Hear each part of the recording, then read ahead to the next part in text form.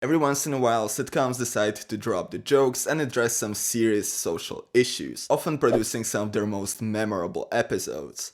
But while some of these episodes are praised for their emotional impact, others are dismissed for preachiness or heavy-handedness. So, what exactly makes a message feel preachy? To explore this question, let's take a look at 2 episodes of Brooklyn Nine-Nine. Both tackle serious issues. Both are direct about their message, yet one of them is among the highest rated episodes of the series, and the other one is one of the most divisive and the lowest rated episodes. So, let's play detective, shall we? The 2 episodes in question are Mumu and He Said, She Said. The first one deals with racial profiling, while the other deals with workplace sexual harassment. And after watching them back to back, I noticed something strange. Both are quite direct in communicating the issues and their stances on them, yet Mumu is often praised for its subtlety, and He Said, She Said criticized for its preachiness and heavy-handedness. So, what makes up the difference? Case 1, Mumu. This episode follows the story of Terry, an African-American police officer who was walking through his neighborhood when he got stopped and arrested by another officer while off duty. And the next day, he tells his co-workers about the incident. I got stopped by a cop last night. Stop for what? Stopped for walking. Notably, the episode spends very little time explaining racial profiling. Almost everyone instantly understands what the issue is and sees it as terrible all around. Now, this is important because Mumu is often praised for its subtlety, yet its message against racial profiling is stated outright within the first minutes. While the reason for Terry's stop is still acknowledged through a joke, You got stopped for being black. Get woke, Scully. no further explanation is given via dialogue until Jake and Amy are forced to explain the situation to Terry's kids while he's dealing with the situation. The explanation itself is quite careful as it is provided to kids and only focuses on Terry's case, which is exactly the approach the episode takes for discussing racial profiling. Neither the audience nor Terry's children are provided with statistics or other examples. Instead, the episode funnels the message through a single incident of a single character, one that is one of the main characters and one that the audience has an emotional connection to. Ultimately, it boils down to Terry being in trouble instead of the racial profiling episode. This may help explain why Mumu is perceived as subtle instead of preachy, even though its message is quite direct. After confronting the officer, Terry decides to file a formal complaint. The officer only sees a problem in unknowingly stopping another cop, instead of racial prejudice he clearly portrays. Another conflict emerges when Captain Holt, a gay African-American officer, refuses to file the complaint. Holt explains to Terry that filing a formal complaint against another officer is looked down upon and might hinder with his career. Ultimately, Holt files the complaint. Mumu's conflict is not about whether racial profiling exists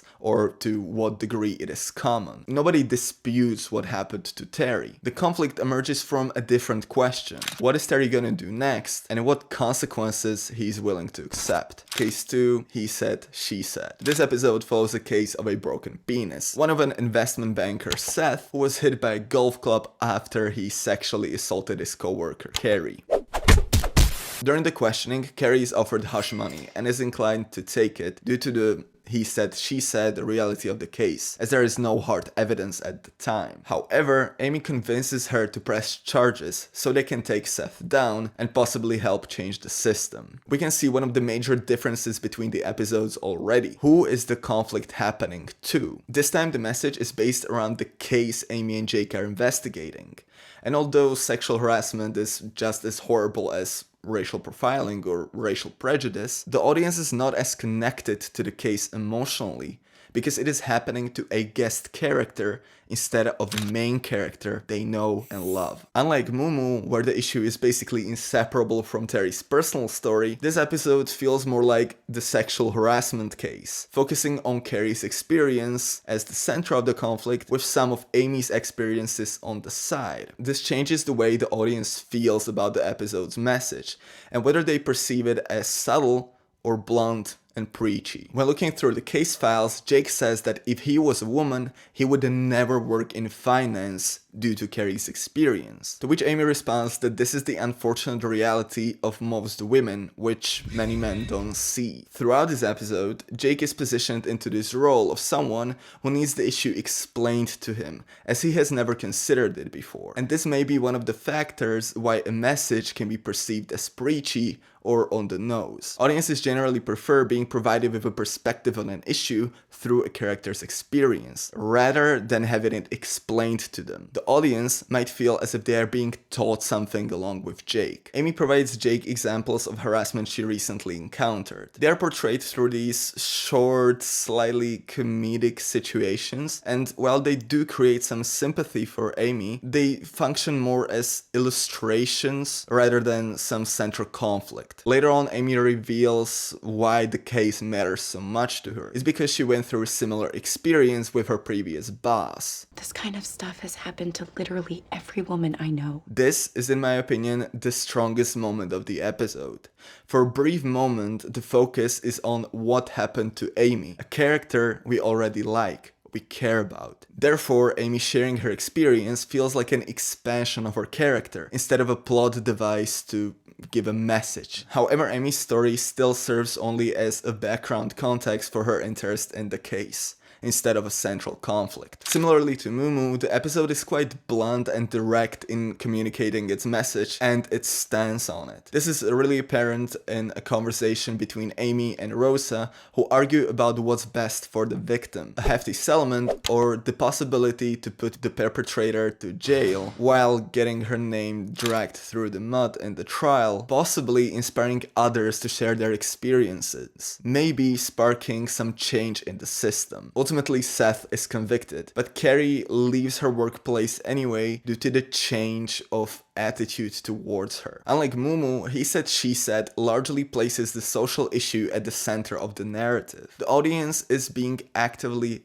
taught and asked to understand the issue instead of just watching a character navigate it. Conclusion. The criticism towards He Said, She Said mainly mentions its blunt and straightforward handling of sexual harassment as the source of its preachiness, and in turn praises Mumu for doing the opposite. However, the criticism of He Said, She Said being too direct just doesn't fully convince me. Mumu is just as direct, but there are some serious differences in how the message is portrayed within the episodes. Emotional connection seems to be one of the strongest differences. In Mumu, the social issue is addressed through a lens of a main character who suffers more real or tangible consequences. And as I mentioned earlier, it feels like an expansion of a character instead of a manufactured situation to comment on a social issue. Both episodes contain a character who is unaware of the issue. In Mumu, it's Terry's children, and in He Said, She Said, it's Jake. In both cases, the problem is explained to them, therefore also explained to the audience. However, Mumu never takes the route of addressing the broader social context of the issue like He Said, She Said does. Mumu is mainly a conflict of one racist officer and Terry, while He Said, She Said also adopts a more systemic approach, in this case the unawareness of the issue. Both episodes are at their core strongly political. The difference is in the framing of the conflict. That's what might make a message feel preachy. Once the dialogue shifts from a character's experience to a more broad social issue,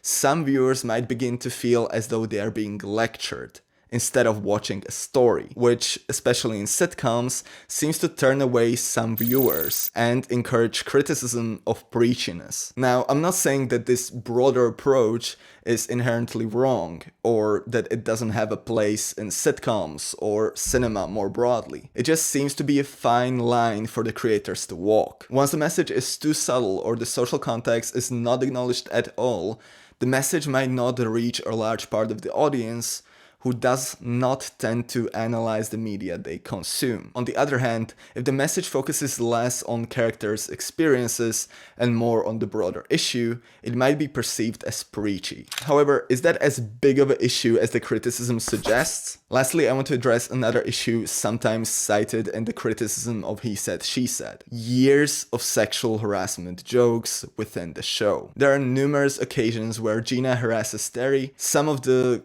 interactions between Holt and Vance are more than questionable, and Hitchcock being inappropriate is basically a given. Now, I don't have a clear answer to this question I'm about to ask, and I'm not sure anybody does. But does a show's history of jokes dilute, undermine, or completely disregard the message it's trying to portray? Personally, I'm not sure. I think the answer lies somewhere in between, and maybe that's why He Said, She Said remains to be one of the most divisive episodes of Brooklyn Nine-Nine. Thank you for watching.